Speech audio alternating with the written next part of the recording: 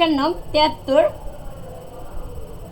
অঙ্কে লেখা সংখ্যার সাথে কথায় লেখা দাগ টেনে মিল করি, এইটা নিয়ে আলোচনা করব।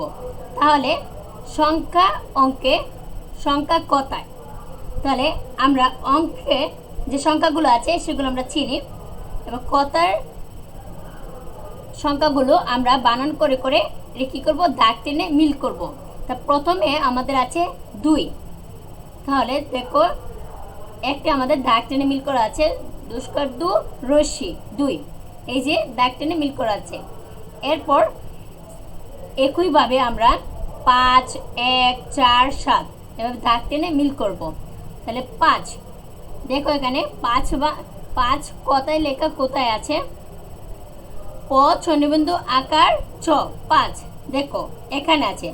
তাহলে এই 5 এই যে এরকমভাবে আমরা দাগ টানবো সংখ্যা অঙ্কে আর সংখ্যা কথায়। এরপর আছে 1, তাহলে 1 দেখো এখানে আছে। তাহলে 1 এই যে এরকমভাবে দাগ টানবো।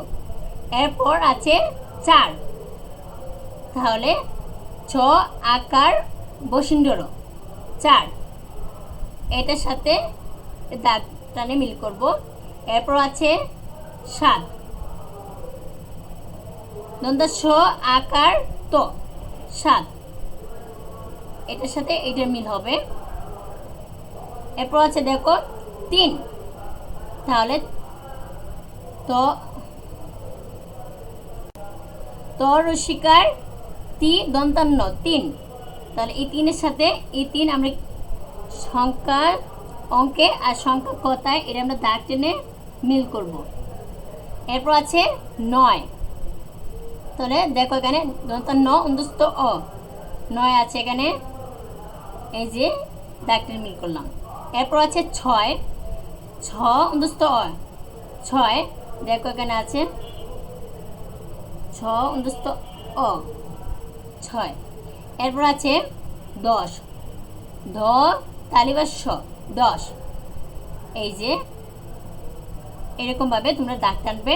এরপর আছে 8, দেখো এখানে একটি কথায় লেখাই সংখ্যা আছে, স্বর আকার ট 8, তাহলে এই যে আমরা দাগ টেনে মিল করলাম। আশা করি তোমরা এটা বুঝতে পেরেছো। আজ এই পর্যন্তই, বিদায়। পরবর্তী ক্লাসে আবার দেখা হবে।